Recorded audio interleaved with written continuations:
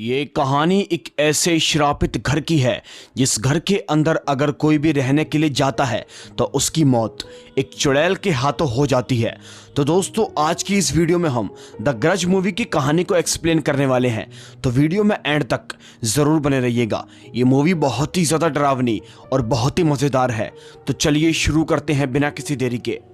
इस कहानी की शुरुआत में हम एक पीटर नाम के आदमी को देखते हैं जो कि अपनी बालकनी में खड़ा हुआ होता है, लेकिन अगले ही पल पीटर बालकनी से कूदकर अपनी जान दे देता है। अब इसके बारे में किसी को कुछ नहीं मालूम था कि आखिर पीटर ने ऐसा क्यों किया। इसके बाद तभी यहाँ से कहानी शिफ्ट होती है और अब हम एक बूढ़ी औरत को देखते हैं जिसका नाम एमा होता है। एमा का ख्याल रखने के लिए एक लड़की उस वक्त पर मौजूद थी और वो एमा से बात करने की बहुत कोशिश करती है, लेकिन एमा उसकी बातों का जवाब नहीं दे रही थी।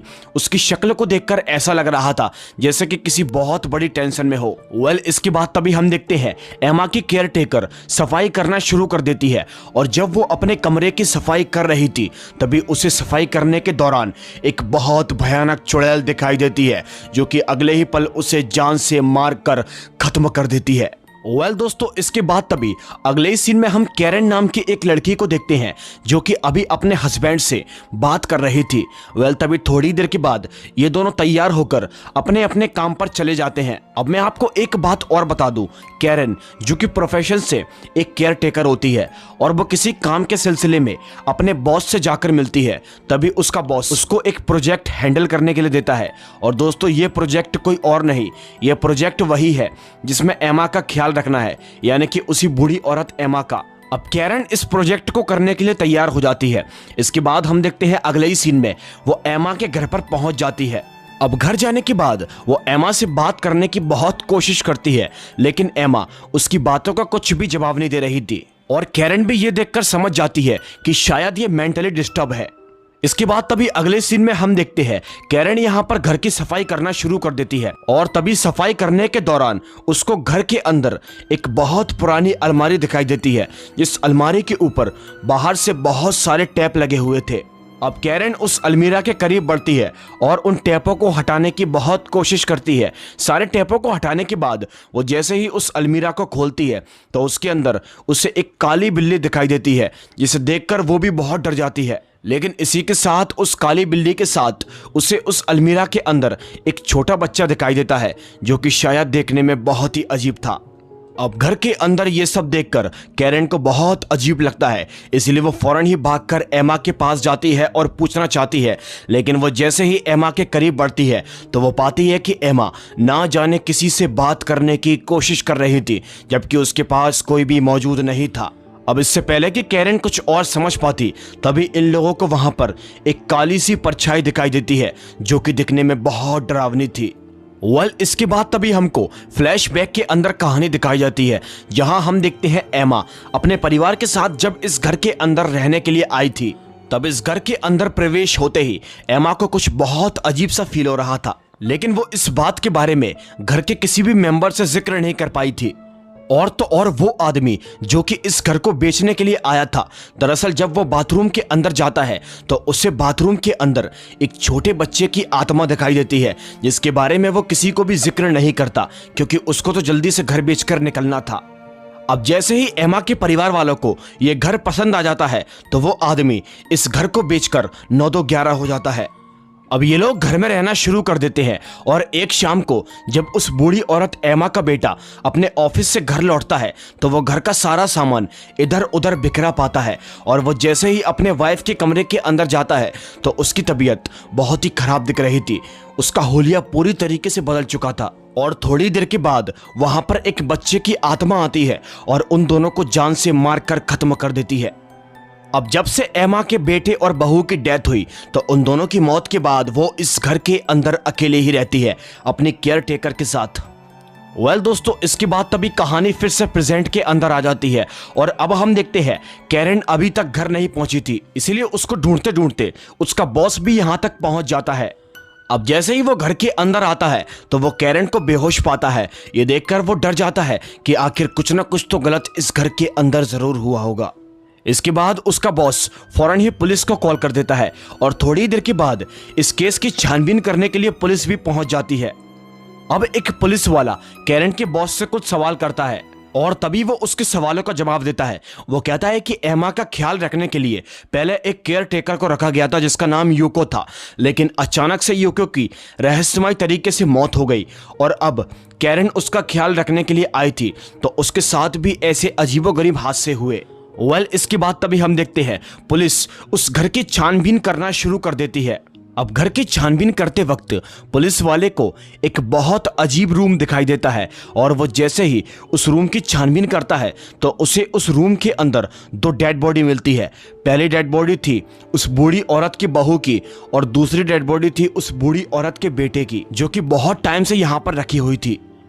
एनीवेज, इसके बाद तभी अगले ही सीन में हम कैरन को देखते हैं जो कि हॉस्पिटल के अंदर होती है।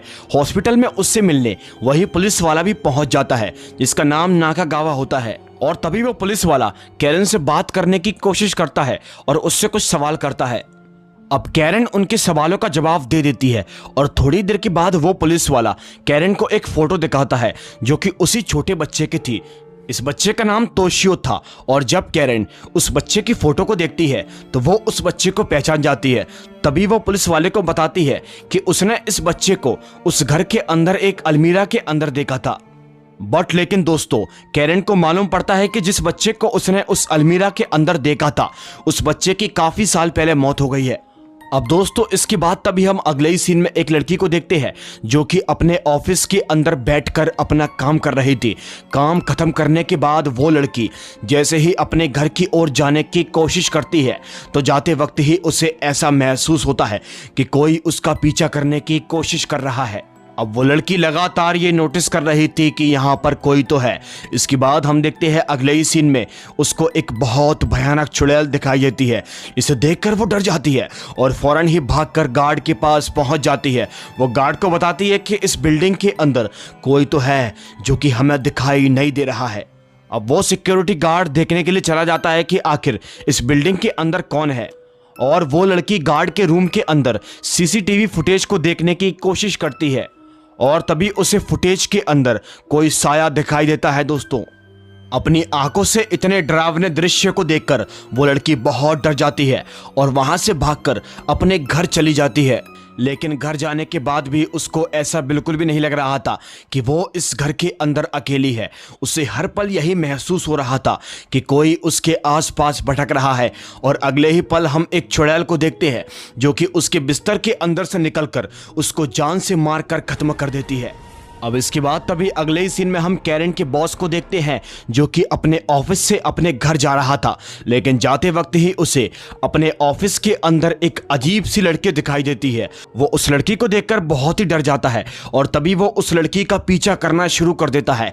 थोड़ी देर के बाद वो लड़की जैसे ही पीछे मुड़कर देखती है तो दोस्तों वो काफी ज्यादा डर जाता है क्योंकि वो लड़की देखने में बहुत ही डरावनी थी। उस लड़की का आधा चेहरा पूरी तरीके से कुचला हुआ था और ये देखकर उसके पैरों तलों जमीन निकल जाती है। अब दूसरी तरफ हम कैरन को देखते हैं जो कि इस घर के बारे में इंटरनेट पर कुछ सर्च करती है और तभी सर्च करने के दौरान उसको मालूम पड़ता है कि इस घर के अंदर एक आदमी ने अपने बेटे और अपनी बीवी को जान से मार दिया था और इसके बाद उसने खुद भी इस घर के अंदर सुसाइड कर ली थी। अब रिसर्च के दौरान कैरन उस फैमिली की फोटोज को देखने लगती है जहां उसे मालूम पड़ता है कि वो छोटा बेटा कोई और नहीं बल्कि तोशियो था जिसके बारे में उस पुलिस वाले ने कैरन को बताया था। और इसी के साथ तोशियो की माँ जिसका नाम कायाको था जो कि उसी आदमी की बीवी थी जिसको उसने जान से मार दिया था। अब रिसर्च के दौरान कैरन को एक आदमी के बारे में पता चलता है जिसने कि इस बिल्डिंग से कूदकर जान दी थी और दोस्तों ये आदमी कोई और नहीं बल्कि पीटर था जिसको कि हमने मूवी की शुरुआत में देखा था। अब कहीं ना कहीं कैरन ने इस परिवार के रहस्य के बारे में पता कर लिया था।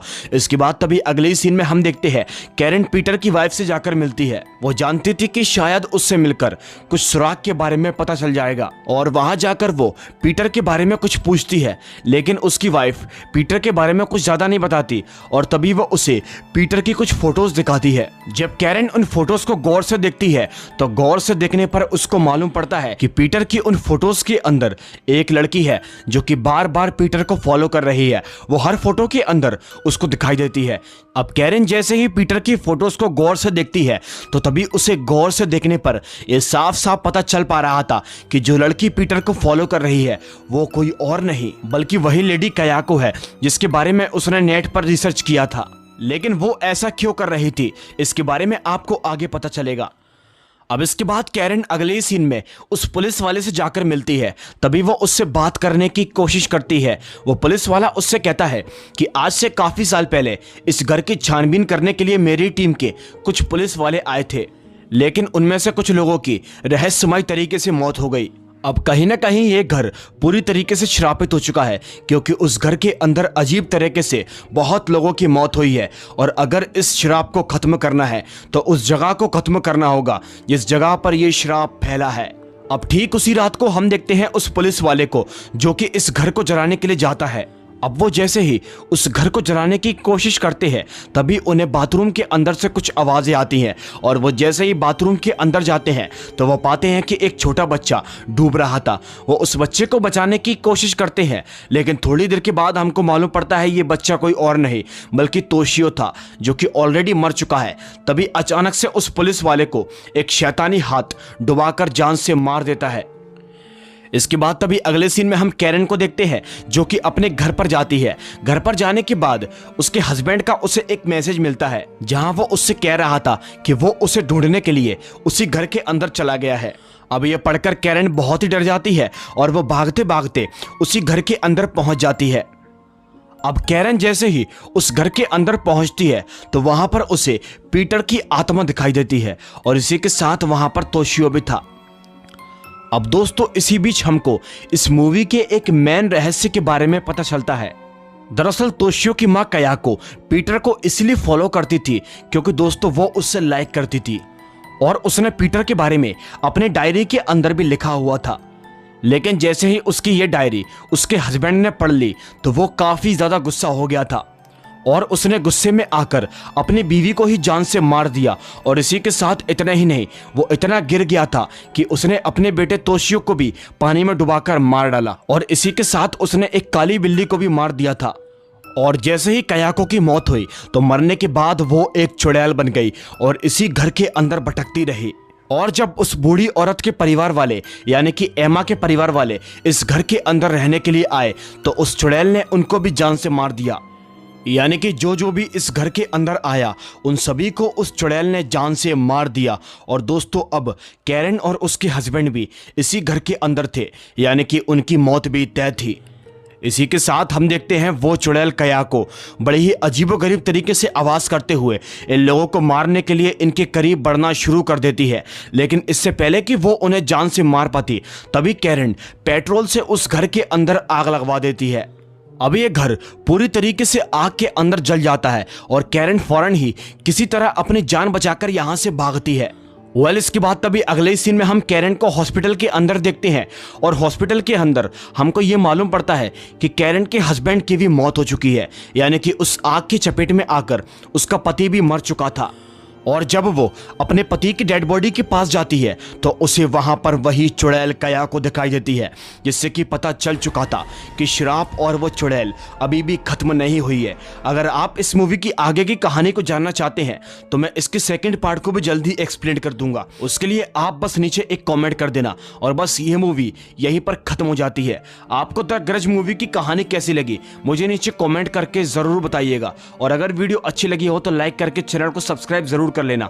मैं आपसे मिलूंगा एक और दिल दहला देने वाली कहानी के साथ। तब तक के लिए बाय एंड